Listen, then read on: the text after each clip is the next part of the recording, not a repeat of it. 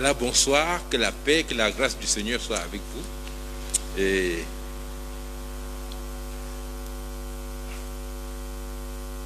je me réjouis de vous voir. Je sais que c'est un sacrifice de pouvoir être là tous les mardis. Et je discutais encore avec une sœur aujourd'hui et tous les deux, nous avons constaté que la porte d'entrée dans le royaume de Dieu, c'est la porte du sacrifice. C'est-à-dire, lorsqu'on dit qu'on a accepté Jésus-Christ comme Seigneur et Sauveur, et si on n'est pas capable de voir ce qu'on a choisi d'abandonner pour marcher avec lui, c'est que dans la plupart des cas, nous avons simplement continué sur notre chemin avec Jésus qu'on a mis dans nos bagages. Or, Jésus ne peut pas être un bagage. Jésus-Christ, c'est celui qui nous dirige.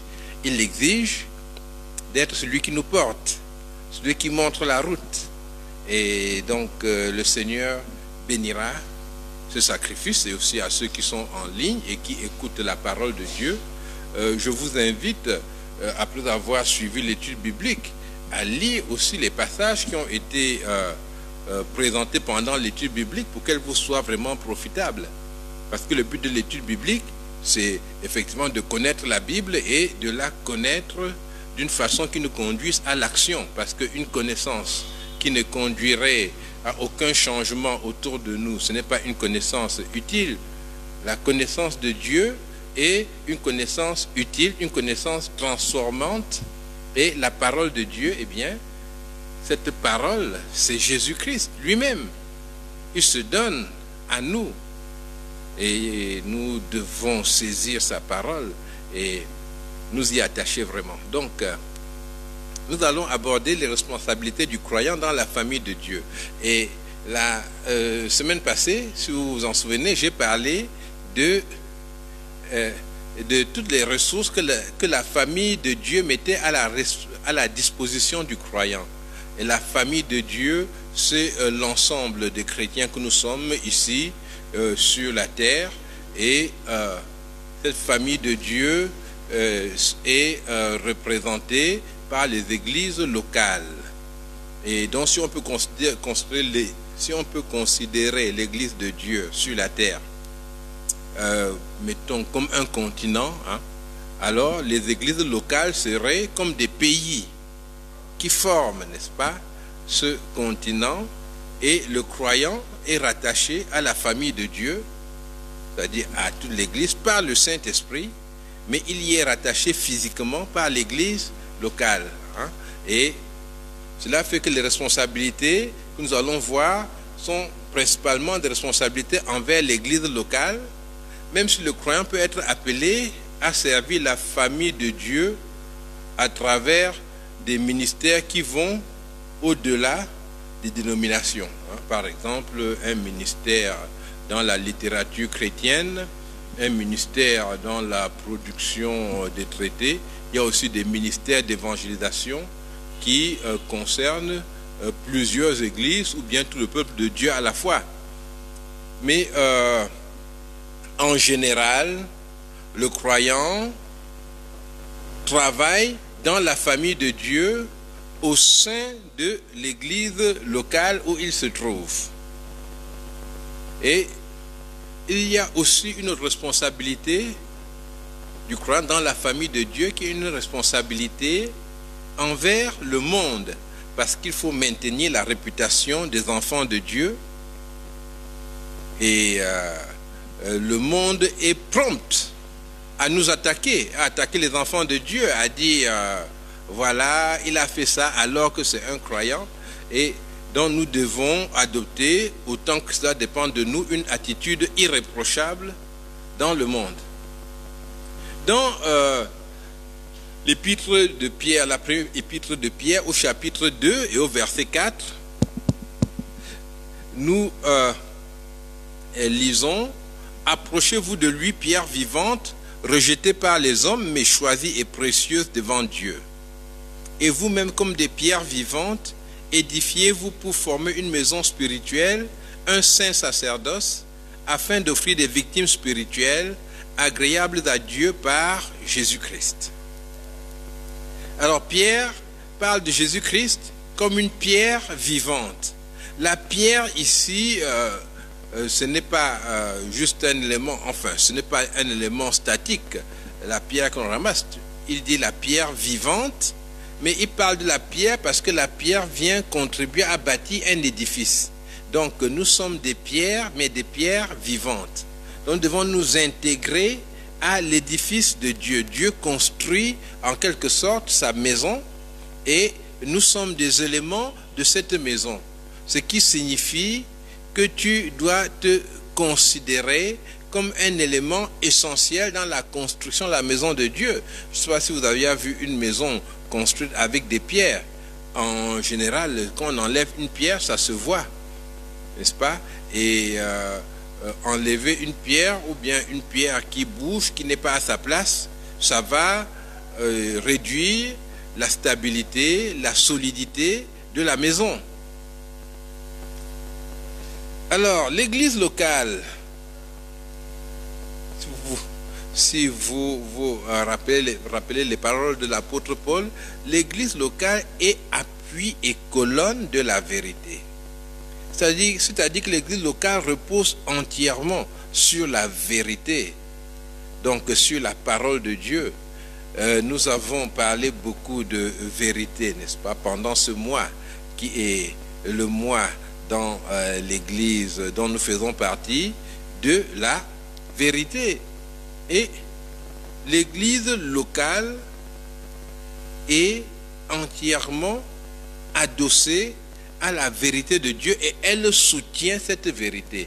Donc les choix de l'église locale sont des choix qui honorent la vérité, c'est-à-dire qui honorent Dieu. Jésus-Christ dit qu'il est le chemin, la vérité et la vie. Donc ce n'est pas une vérité que l'église trouve dans les livres de science, quoi qu'il y ait des vérités là-dedans, mais c'est la vérité même qui est en Jésus-Christ. C'est-à-dire, nous cherchons la vérité, celle qui vient de Jésus et qui concerne directement notre relation avec Dieu, notre service de Dieu, nos relations avec notre prochain en rapport avec notre service de Dieu. Et cette vérité-là se trouve en Jésus-Christ. Et l'église locale devrait s'asseoir sur la base de cette vérité. Quand l'église locale abandonne la vérité, eh bien, on est sur le chemin de l'apostasie. C'est-à-dire le rejet de Dieu par l'église même, qui aurait dû être le témoin de Jésus-Christ sur la terre. Mais l'église rejette Dieu. Et c'est une situation que nous vivons déjà aujourd'hui, et même au temps de l'apôtre Paul, il y avait par endroits des gens qui étaient entrés dans l'apostasie. Alors je voudrais donc déjà ici affirmer une chose dans les responsabilités des croyants. La première responsabilité, c'est que le croyant, comme une pierre vivante, a la responsabilité, la haute responsabilité de construire l'Église, de participer à la construction de l'Église. Alors ce n'est pas une construction matérielle, mais l'Église est une réalité spirituelle aussi. Et dans cette Église, il y a des hommes, des femmes, des enfants, et il s'agit maintenant de conduire ces personnes-là à vivre pour le Seigneur et à le servir. Et si vous vous rappelez 1 Pierre 2, 4 que je viens de lire tout à l'heure, il dit au verset 5, oui, « Et vous-même, comme des pierres vivantes, édifiez-vous pour former une maison spirituelle, un saint sacerdoce. » Le sacerdoce, c'est l'ensemble des personnes qui servent le Seigneur, c'est aussi leur service, et afin d'offrir des victimes spirituelles agréables à Dieu par Jésus-Christ. Donc, la famille de Dieu, qui pour nous commence par l'église locale, ce sont des personnes qui se mettent ensemble pour offrir à Dieu un culte qui lui est agréable. Et pour beaucoup de gens, c'est un immeuble. Pour beaucoup de gens, ce sont des vêtements spéciaux. Pour beaucoup de gens, c'est une organisation hautement hiérarchisée et qui dépend, n'est-ce pas, d'une autre organisation à l'étranger. Beaucoup de gens ont vu l'Église comme ça. D'ailleurs, il y a des gens qui me demandent parfois, mais qui est votre sponsor? Hein? Chaque fois, je le vis comme une humiliation. Penser qu'on a besoin d'un sponsor pour servir Dieu. C'est-à-dire, quel est le groupe à l'étranger, n'est-ce pas, qui s'occupe de vous, qui vous dit ce qu'il faut croire et qui vous soutient financièrement. Mais c'est incroyable. Ce n'est pas normal que l'on pense cela.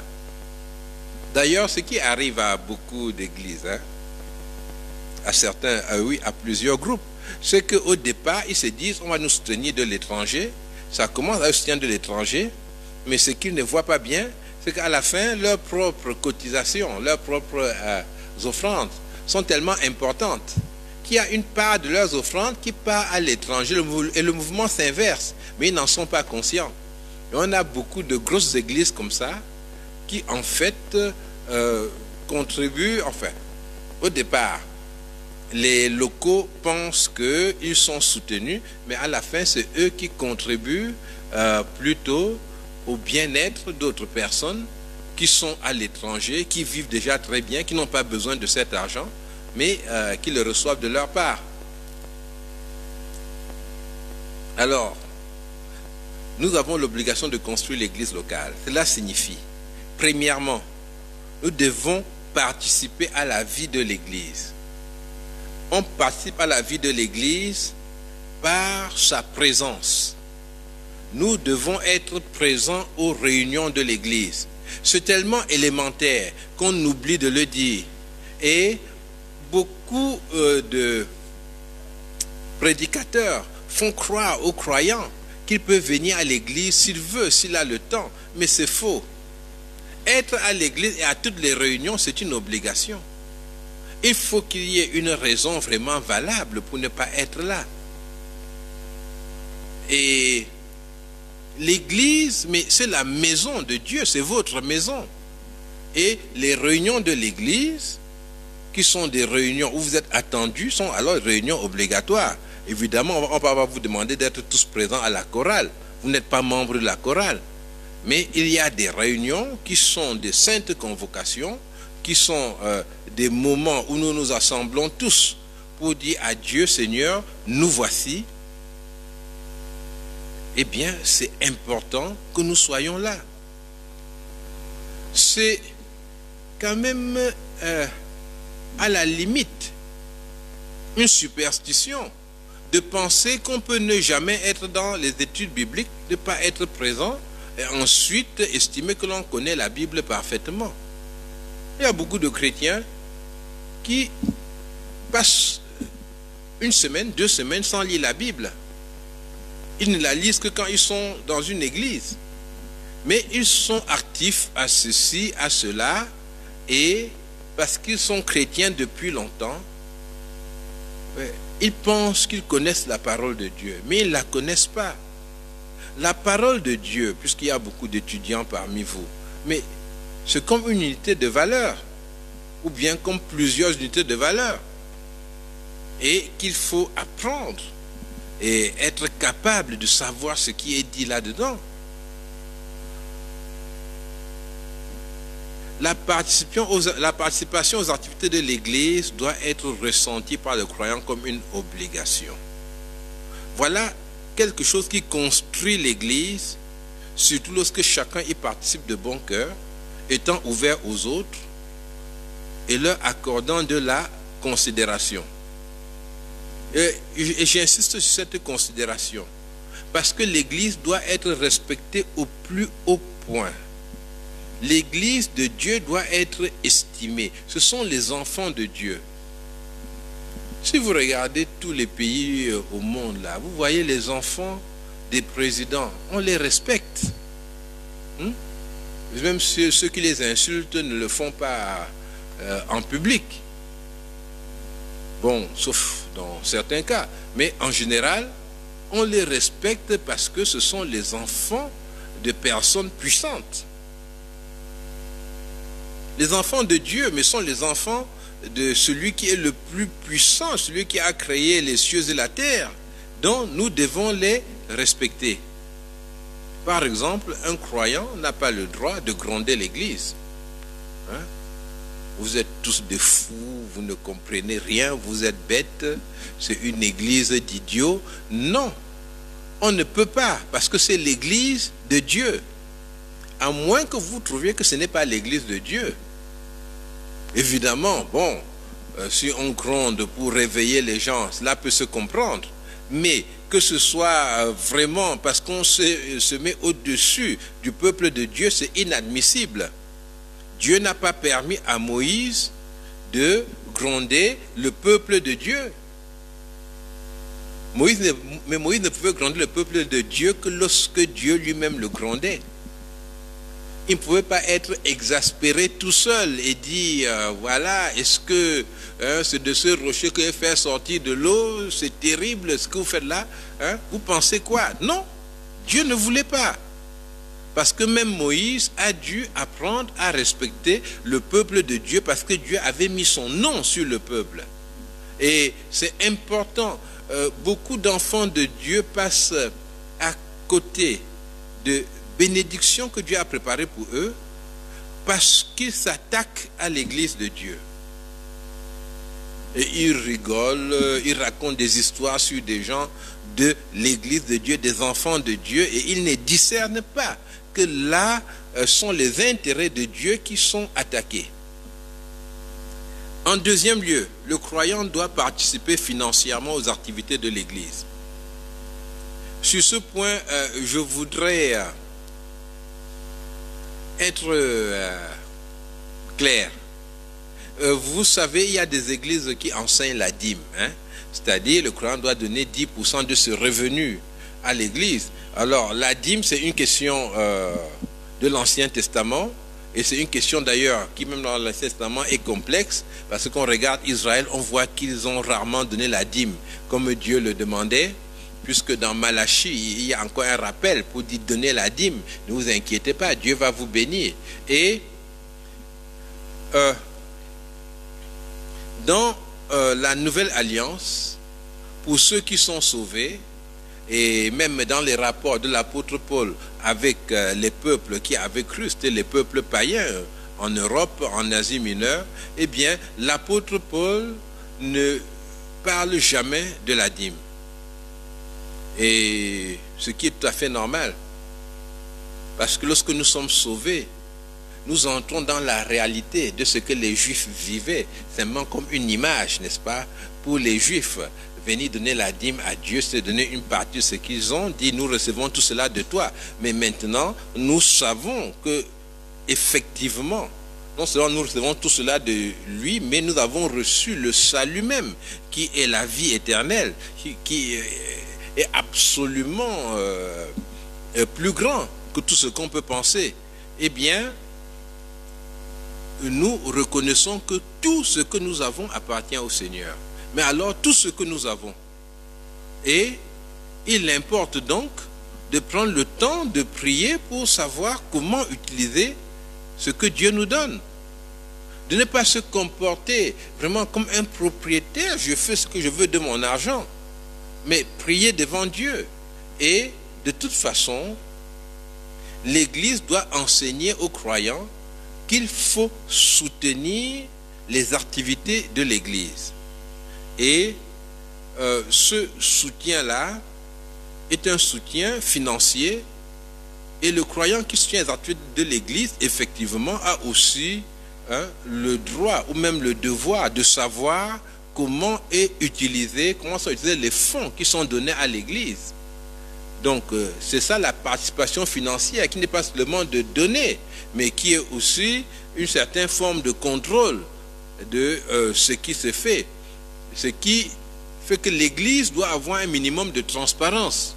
sur le plan financier. Quand quelqu'un dit qu'est-ce qu'on fait de l'argent ici, on ne se fâche pas, n'est-ce pas?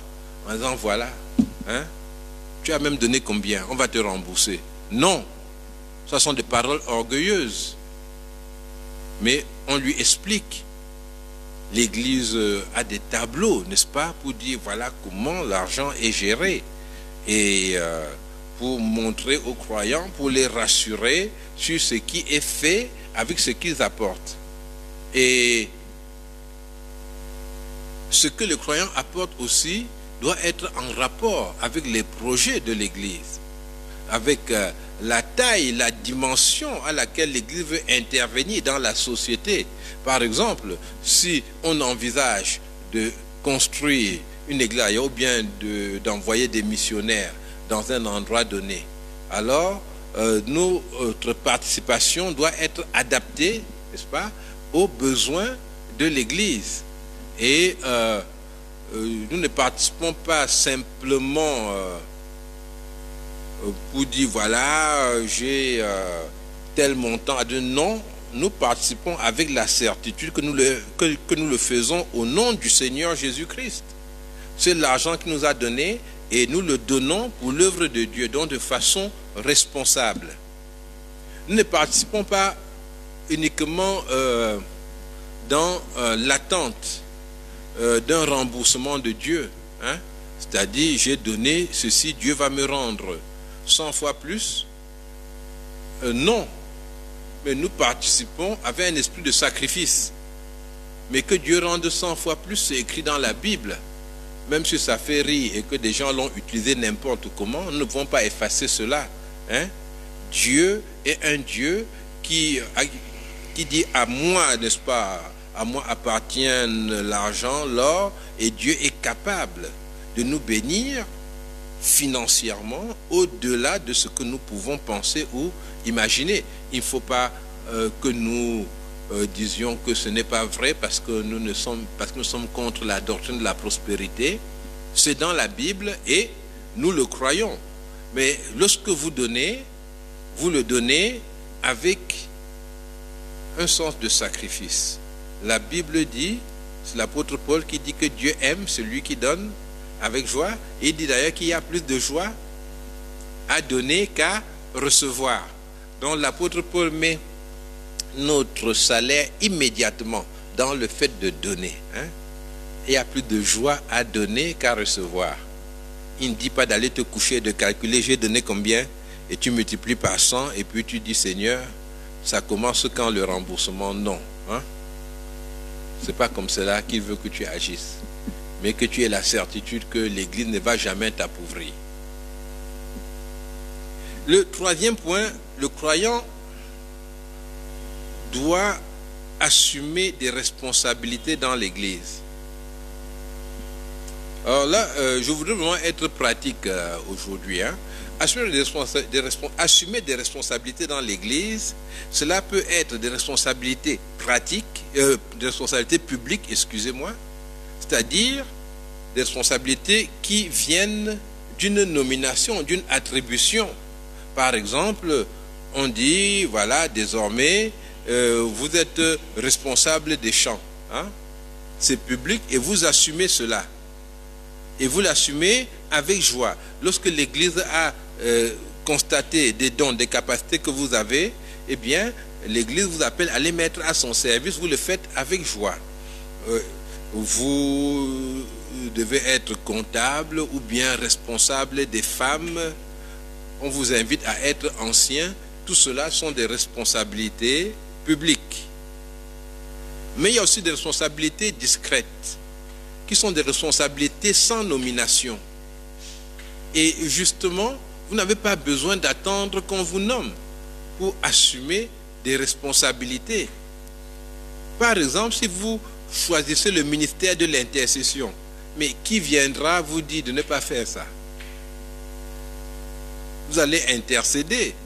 Vous n'avez pas besoin d'aller voir le pasteur pour dire, pasteur, lançons un ministère de l'intercession ici. Je veux faire ça.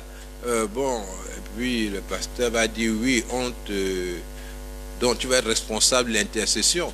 Non, puisque l'intercession, c'est un ministère, je veux dire, le pasteur lui-même devrait être dans l'intercession. Les anciens doivent être des intercesseurs. Hein?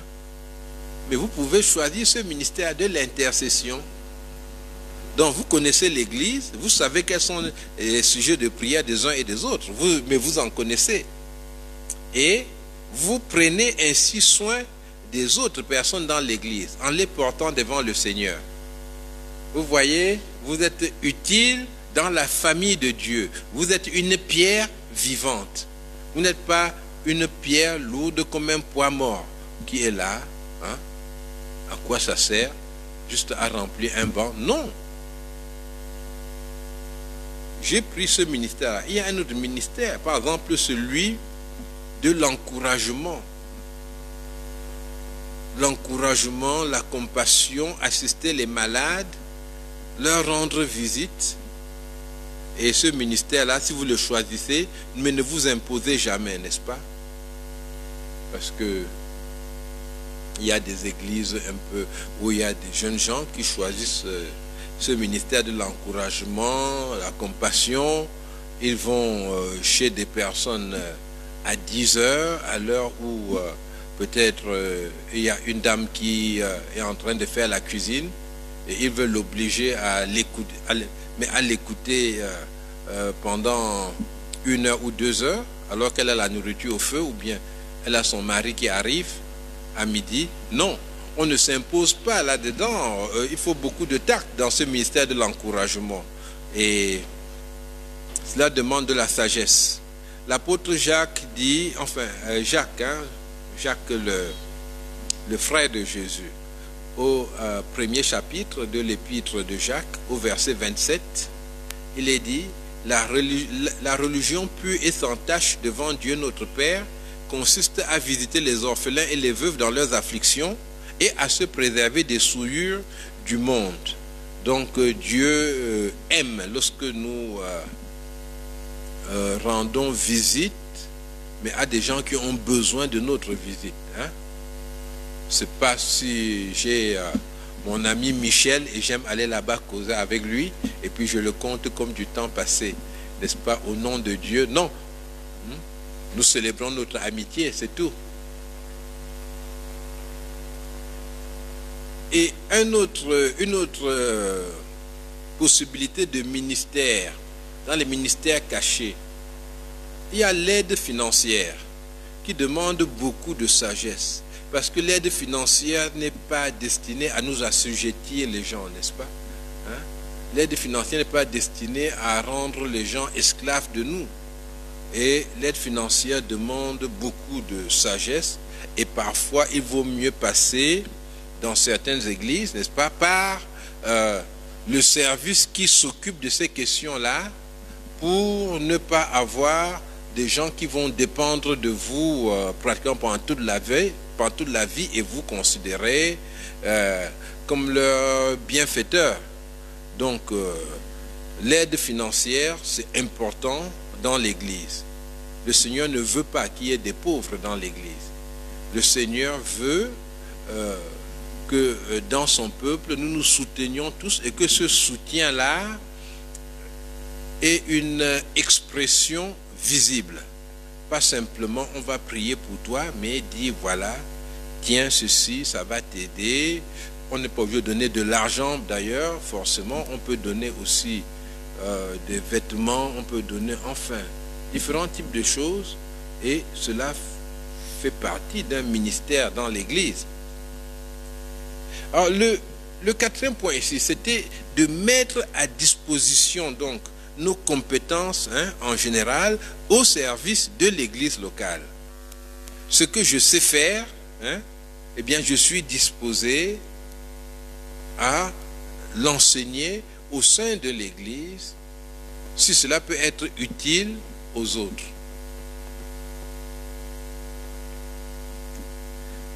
Par exemple, je peux savoir faire la micro-édition et participer au journal de l'Église. Les informaticiens peuvent s'occuper de la page Facebook, ou bien de mieux connecter l'Église. Il y a beaucoup de services d'ordre technique Et puis, il y a des services plus simples aussi. Par exemple, mettre de l'ordre dans l'église, hein, nettoyer, le nettoyage. C'est vrai que c'est très humble, mais le nettoyage, c'est un service où parfois il n'y a personne. Hein. Et voilà des ministères que nous pouvons choisir dans l'église de Dieu. Alors, j'ai parlé de ces ministères et n'oublions pas, par-dessus tout, que la parole de Dieu nous appelle à nous soumettre les uns aux autres dans l'humilité. Au sein de l'église de Dieu, l'apôtre Pierre nous demande, 1 Pierre 5, verset 5, revêtez-vous d'humilité, 1 Pierre 5, verset 5. Car Dieu résiste aux orgueilleux, mais il fait grâce aux humbles. Donc, on ne se laisse pas enfler par la somme des capacités que nous avons reçues, mais nous gardons l'humilité, parce que l'apôtre Paul dit, qu'as-tu que tu n'aies reçu? Tout cela te vient de Dieu. Mais alors pourquoi est-ce que tu vas considérer que c'est toi-même qui l'as produit et te laisser enfler par cela? Et je ne peux pas passer sur les obligations du croyant sans citer l'obéissance au conducteur spirituel. C'est de plus en plus difficile. Parce que quand on vient dans une église, on dit je viens là-bas parce que je veux. Hein? On ne dit pas, pourquoi on ne dit pas que je vais là-bas parce que le Seigneur a trouvé une place là-bas pour moi? Dans notre relation avec l'église, nous devrions faire entrer le Seigneur. J'y suis parce que c'est la place que Dieu m'a donnée. Et parler avec Dieu. Si ce n'est pas notre place vraiment, hein, si on sent que ce n'est pas l'endroit qui nous convient, eh bien il ne faut pas y rester. Donc, la parole de Dieu demande d'obéir au conducteur spirituel. C'est cela qui rend la construction possible. Parce que si les pierres s'organisent n'importe comment, mais c'est une construction où le nombre de chambres, le salon, on ne peut pas savoir. Quand on vient, les choses se sont mises n'importe comment et puis on doit dire oui, ça va, hein, parce que on a peur de parler à tel ou à tel, il va se fâcher, il va exploser. Pas du tout. L'église doit être une église dirigeable. Et dans l'épître aux Colossiens, chapitre 3, verset 20, ah non, là ce sont les parents, excusez-moi, dans l'épître aux Hébreux plutôt, au verset 13, au chapitre 13, verset 17, Hébreux 13, verset 17, obéissez à vos conducteurs et ayez pour eux de la déférence. La déférence, c'est le respect. Hein? C'est-à-dire que il n'est pas contredit tout le temps, voilà, non, c'est moi qui connais. Je veux dire, on donne la possibilité à ceux qui dirigent de pouvoir le faire proprement. Ayez pour eux de la déférence, car ils veillent sur vos âmes dont ils devront rendre compte. Qu'il en soit ainsi, afin qu'ils le fassent avec joie et non en gémissant, ce qui ne vous serait d'aucun avantage. Donc les conducteurs seront jugés pour l'attitude qu'ils ont eue envers vous. Mais vous, à votre tour, vous devez montrer du respect envers vos conducteurs. Le croyant doit montrer ce respect-là pour que l'Église puisse être gérée par le Seigneur. Il y a des choses parfois que le croyant peut ne pas comprendre. Mais tant que ces choses-là ne s'opposent pas à Dieu, ce n'est pas une raison pour arrêter toute la machine et dire il faut que je comprenne tout avant d'avancer. Quoique dans la plupart des églises chrétiennes, les croyants, à travers le groupe des responsables de l'Église, le croyant garde la capacité, enfin un droit de regard sur l'Église. Parce que la structure de l'Église, ce n'est pas, au sens de la Bible, un groupe où il y a un clergé, un ensemble de personnes qui dirigent tout et puis qui échappent à l'autorité de l'Église. Mais non, la structure de l'Église, c'est qu'il y a des anciens, il y a des diacres, mais l'ensemble des croyants, quand ils sont réunis, normalement, comme corps de Christ, ont le pouvoir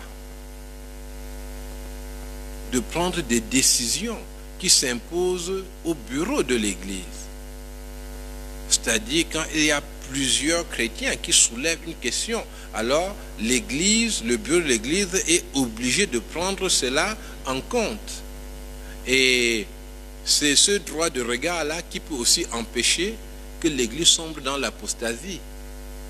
Mais quand vous construisez des églises où il y a un individu qui définit la doctrine et qui fait tout ce qu'il veut, le danger, c'est qu'il quitte le bon chemin, il va entraîner tout le peuple, personne ne pourra le contredire. Et c'est d'ailleurs là la grande faille de beaucoup d'églises, des ministères qui ont porté du fruit, mais qui n'ont pas pu continuer pendant longtemps parce que cela reposait simplement sur la vie d'un seul individu. Et là, j'ai fini avec la place, enfin avec la responsabilité du croyant directement dans l'église locale. Alors, j'aurais pu m'arrêter ici, mais je vais aborder en quelques mots, quand même, la responsabilité du croyant dans son intégration sociale, parce que, là encore, devant ceux qui l'entourent, il représente la famille de Dieu. Et c'est important que son intégration sociale honore la famille de Dieu. Regardez par exemple ce qui s'est passé avec l'église où il y a eu 2 ou 3 enfants qui ont dit qu'ils ne portaient pas le masque pendant l'épreuve du probatoire. Vous voyez que cela a été utilisé pour éclabousser l'ensemble des croyants. Je regarde sur les réseaux sociaux, je vois des gens, quelqu'un a dit, et c'était même visiblement, c'était un chrétien, qui a dit qu'il faut vraiment qu'on mette en place une instance qui peut contrôler l'ensemble des églises pour voir ce qu'on enseigne là-dedans. Ça m'a beaucoup fait rire. Je me suis demandé si vous pouvez le dire pour les mosquées, n'est-ce pas, hein, comme une instance qui contrôle toutes les mosquées. Parce que vous savez, si vous voulez faire une mosquée aujourd'hui, mais vous la construisez dans votre cour, mais c'est fini. Quand on fait une mosquée, on demande à personne. Vous ne savez pas ça. Hein? C'est quand vous voulez vous réunir avec des gens au nom de Jésus-Christ, mais vous êtes obligé d'avoir une autorisation. Hein? Et nous devons donc nous efforcer d'avoir une bonne réputation. Et Dieu nous demande d'être humbles. L'humilité, c'est le contraire de l'orgueil. Celui qui est humble, on peut le gronder et il ne le considère pas comme la fin du monde. Évidemment, il y a des situations où il faut réagir quand on vous gronde.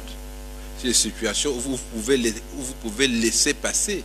Le Seigneur nous aide, n'est-ce pas, à avoir le comportement qui convient.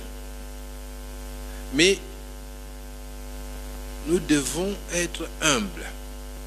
Alors, au travail, le Seigneur dit, Colossiens 3, 22, serviteurs, obéissez en toutes choses à vos maîtres selon la chair.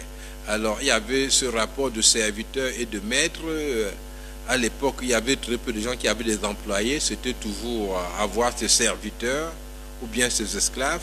Mais, serviteurs, obéissez en toutes choses à vos maîtres selon la chair, non pas seulement sous leurs yeux comme pour plaire aux hommes, mais avec simplicité de cœur, dans la crainte du Seigneur. Donc, obéissez en toutes choses à vos maîtres. Et j'ai déjà parlé tout à l'heure des conducteurs spirituels à qui il faut obéir. Et dans l'Épître aux Romains, au chapitre 13, au premier verset, Romains 13, premier verset, que toute personne soit soumise aux autorités supérieures. Il n'y a point d'autorité qui ne vienne de Dieu. Les autorités qui existent ont été instituées par Dieu. Alors, ces paroles ont conduit certains chrétiens à être vraiment dans la confusion. La Bible me dit d'être soumis en toutes choses. La Bible me dit d'obéir aux autorités, d'être soumis aux autorités. La Bible me dit d'obéir à Jésus-Christ. Mais qu'est-ce que je dois faire? Eh bien, il y a un verset qui est au-dessus de tout cela et qui dit que nul ne peut servir deux maîtres. Il ne faut jamais l'oublier. Nul ne peut servir deux maîtres. C'est-à-dire que si les conducteurs spirituels, si vous les érigez au niveau de maître à penser, directeur de conscience pour vous, eh bien, vous vous êtes déjà trompé. Vous ne pouvez pas servir deux maîtres. Si le patron au travail est devenu le maître vraiment, c'est-à-dire celui qui dirige votre conscience, eh bien, vous vous trompez. Et c'est la même chose par rapport à ce que Paul appelle ici le magistrat, c'est-à-dire l'État. Si c'est votre maître à penser qui décide pour vous, eh bien, vous vous trompez. Nul ne peut servir deux maîtres. Alors donc, que signifient ces paroles ici? Ces paroles signifient que Dieu n'appelle pas le chrétien à lancer la révolution sociale au nom de Dieu. Parmi les chrétiens, il y a ceux qui sont de l'opposition, ceux qui sont pour le pouvoir, tout ce que vous voulez. N'oubliez jamais ça, il y a des chrétiens là-dedans. Même si parfois les thèses défendues vous étonnent vraiment, en regardant bien, vous découvrez qu'il y a des chrétiens dans tous les camps. Et maintenant, ce que le Seigneur dit, c'est que tout cela doit être fait. Les gens peuvent faire ce qu'ils...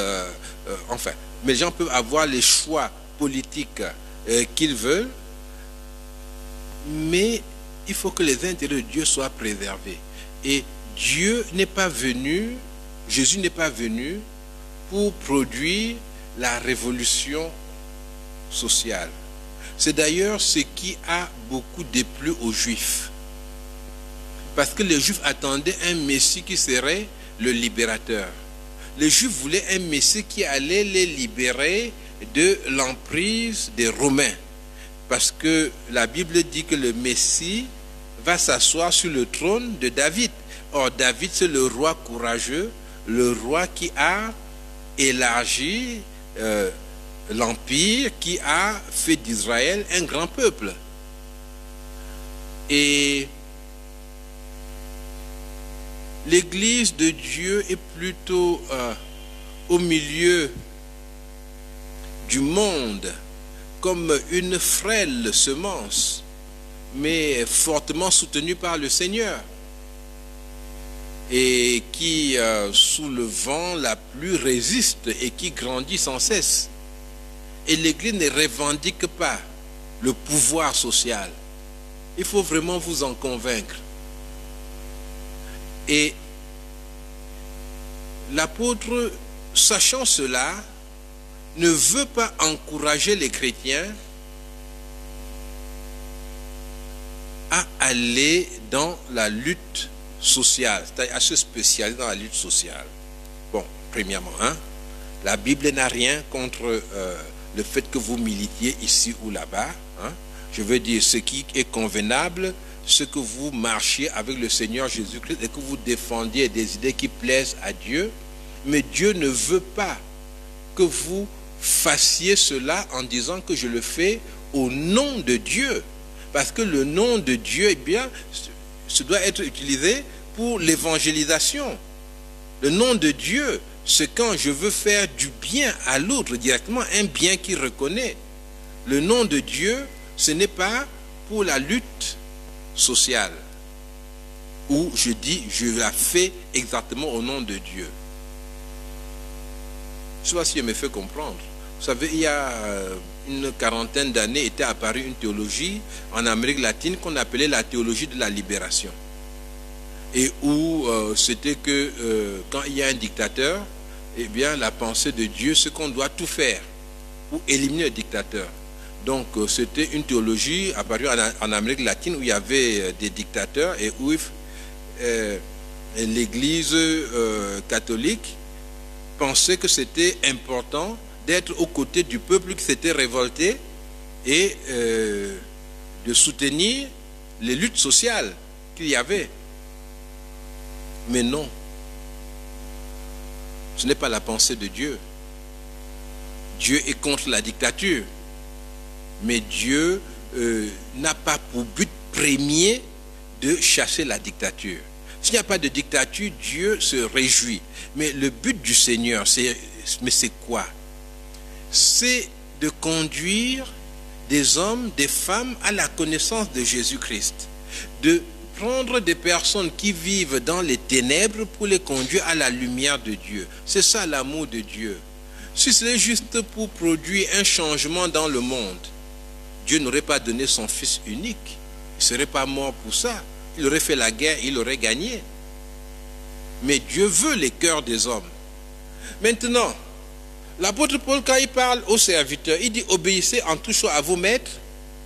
Et à la fin du verset, Colossiens 3, 22, il ajoute « Dans la crainte du Seigneur ». Et il faut faire attention. Quand vous lisez cela, il faut voir une église qui est dans la persécution, n'est-ce pas? Paul qui est attrapé, enchaîné et chassé, et qui parle aux chrétiens et qui leur parle de façon intelligente. Il dit obéissez vraiment, mais il ajoute à la fin dans la crainte du Seigneur. Bon, celui qui lit avec légèreté croit que cette obéissance-là, on obéit comme ça et on craint Dieu et on obéit de tout son cœur. Non, ce n'est pas ça. Tu dois obéir, mais dans la soumission à Dieu. Regardons maintenant ce qu'il dit du magistrat. Dans l'Épître aux Romains, au chapitre 13, au premier verset, je vais lire le texte. Que toute personne soit soumise aux autorités supérieures, car il n'y a point d'autorité qui ne vienne de Dieu, et les autorités qui existent ont été instituées de Dieu. C'est pourquoi celui qui s'oppose à l'autorité résiste à l'ordre que Dieu a établi, et ceux qui résistent attireront une condamnation sur eux-mêmes. Ce n'est pas pour une bonne action, c'est pour une mauvaise que les magistrats sont à redouter. Veux-tu ne pas craindre l'autorité? Fais le bien et tu auras son approbation. Le magistrat est serviteur de Dieu pour ton bien. Mais si tu fais le mal, crains. Car ce n'est pas en vain qu'il porte l'épée, étant serviteur de Dieu pour exercer la vengeance et punir celui qui fait le mal. Alors, dans ce texte ici, Paul demande aux croyants de se soumettre aux autorités, mais il prend la peine de définir pour lui quels sont les droits du magistrat. C'est-à-dire, je me soumets au magistrat dans quel cadre.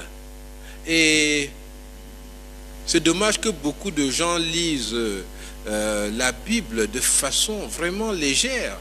Et on voit des gens qui écrivent que, mais comment est-ce que les gens partent faire le purgatoire? Mais ces gens-là, dont leur église enseigne à ne pas obéir aux autorités, dont cette église enseigne la désobéissance aux autorités, mais non.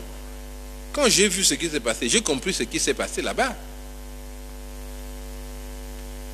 C'est que c'est une église qui a la conviction que le masque, n'est-ce pas, est une désobéissance à Dieu. Vous comprenez?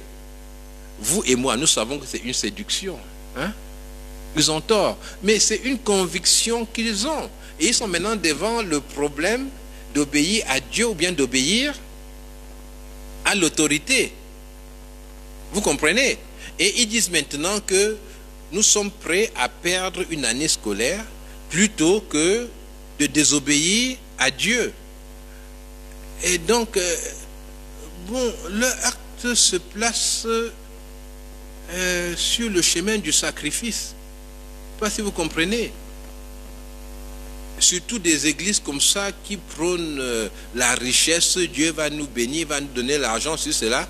Quand ils viennent maintenant et puis ils disent que nous allons obéir à Dieu et on est prêt à ne pas avoir le probatoire. Mais ça conduit à réfléchir et à nous demander, est-ce que nous sommes à ce niveau-là avec notre Seigneur? Est-ce que nous sommes prêts à perdre une année, n'est-ce pas, à cause de Dieu, si Dieu nous demandait de ne pas faire cela? Il y a quelque temps à l'université, il y a une habitude vraiment surprenante qui s'est installée, c'est que les examens, on a commencé à les faire le dimanche. Et ils le faisaient le dimanche matin. C'était comme s'ils savaient l'heure à laquelle les gens vont à l'église.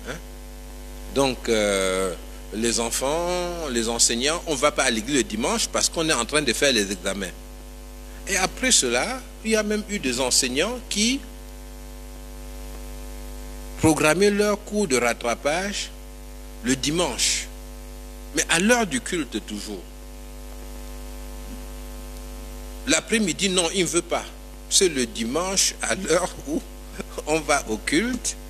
Et le samedi, ils ne les programment pas. Le samedi après-midi, pour le faire, ils ne le font pas. Et où c'était visible qu'il y avait là une attaque claire contre la piété. Je vous dis, les églises n'ont pas réagi. C'est-à-dire les églises qui aujourd'hui crient, n'est-ce pas, pour le cas des gens qui n'ont pas porté de masque. Les églises n'ont rien fait. Et donc ça s'est vulgarisé. Maintenant, c'est comme ça. Si on veut, on enseigne le dimanche, on fait ce qu'on veut. Quand j'ai enseigné à l'université de Strasbourg, mais Strasbourg est une ville, c'est pas une très grande ville, mais c'est une ville assez prospère, qui a une synagogue. Et puis, en fait, la plupart des enseignants sont des juifs là-bas. Mais vraiment beaucoup d'enseignants qui sont des juifs et puis de très haut niveau. Donc on peut dire que les juifs tenaient, n'est-ce pas, la faculté. Alors à Strasbourg, c'était interdit, n'est-ce pas, de faire un cours de rattrapage ou bien de faire des examens le samedi. Parce que eux, ils avaient estimé que le samedi étant le jour du sabbat, on n'allait pas faire d'examen le samedi. Je ne sais pas si ça a tenu encore jusqu'à aujourd'hui, n'est-ce pas?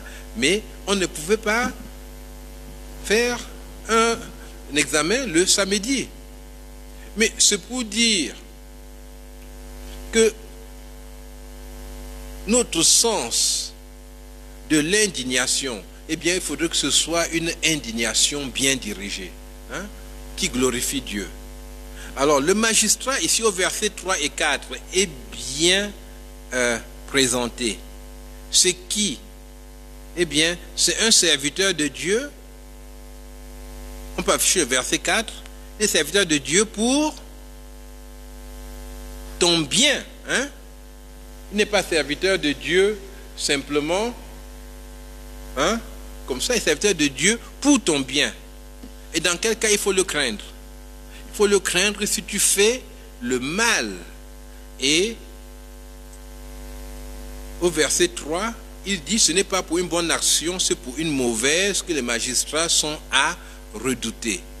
Il faut bien retenir cela et voir donc que tous les cas d'obéissance qui sont dans la Bible, eh bien, ce sont des cas où on obéit pour plaire à Dieu, et Dieu demande vraiment l'obéissance, mais c'est une obéissance qui est soumise à notre obéissance à Dieu, à notre qualité d'enfant de Dieu. Et je rappelle encore, nul ne peut servir deux maîtres. On ne peut pas servir Dieu et Mammon. On ne peut pas servir Dieu et son pasteur. Hein? On ne peut pas servir Dieu et son pays. Hein? Nul ne peut servir deux maîtres. Mais je peux être soumis à mon pasteur, je peux être soumis à mon père, je peux être soumis à mes parents, je peux être soumis aux magistrats, à l'État dont je fais partie, je peux être soumis à cause de Dieu, mais pas soumis contre Dieu. Nul ne peut servir deux maîtres. Je voudrais vraiment insister là-dessus parce que j'ai eu l'impression que beaucoup de chrétiens ne comprennent pas la famille de Dieu et ils pensent que c'est une famille qui serait soumise à des lois nationales ou internationales. Non, la famille de Dieu n'est soumise à aucune loi au monde. Elle est soumise à Dieu seulement. Mais elle accepte les lois, elle s'y soumet parce que Dieu demande qu'on s'y soumette. Donc elle s'y soumette au nom de Dieu, à la demande de Dieu. Et c'est Dieu au-dessus de tout cela qui doit être servi. Dieu est le père de sa famille et il est le seul qui dit ce qu'il convient de faire. Et quand il me demande obéir à ceci ou à cela, je peux obéir dans le cadre que Dieu me donne. Que le Seigneur vous bénisse. La semaine prochaine, je vais aborder l'apostasie. Le thème, ce sera l'apostasie, : sortez du milieu d'eux. Donc, c'est toujours dans le cadre de la famille de Dieu. Donc, lorsque on n'en peut plus, lorsqu'on est dans un groupe humain qui a quitté le Seigneur, il est important d'en finir et de se trouver un champ nouveau, de se défricher un champ nouveau.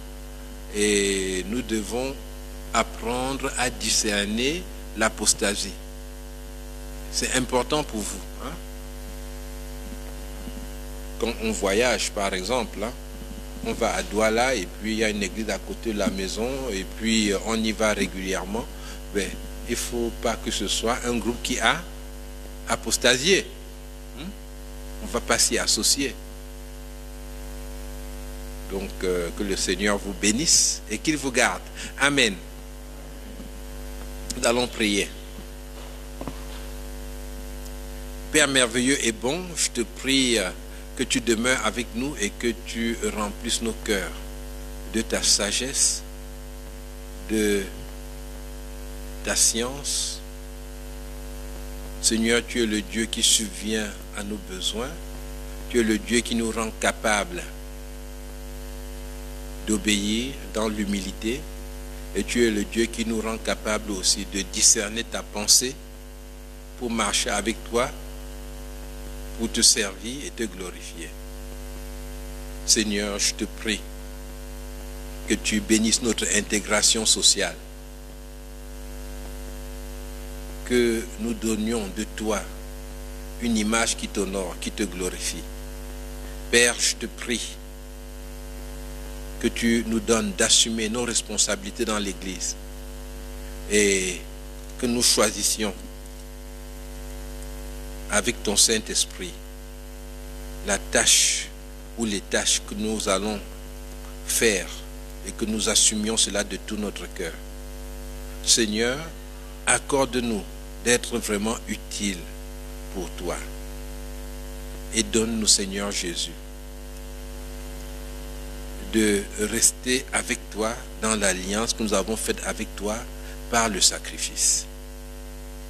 Nous le demandons, Père, au nom du Seigneur Jésus-Christ. Amen.